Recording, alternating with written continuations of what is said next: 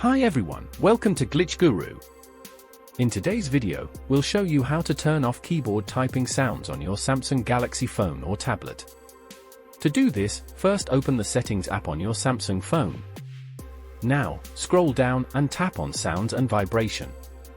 Here, tap on System Sound. In this menu, go ahead and turn off the Samsung keyboard toggle. Note that if you are using Google Keyboard, then you'll need to disable typing sounds from its settings menu. To do this, open Google Keyboard app on your phone. Now, go to Preferences. Here, scroll down and turn off this sound on key press option. Once you do this, your Samsung phone should not make any sound while typing. If you have any questions, feel free to ask in the comments below. And don't forget to subscribe.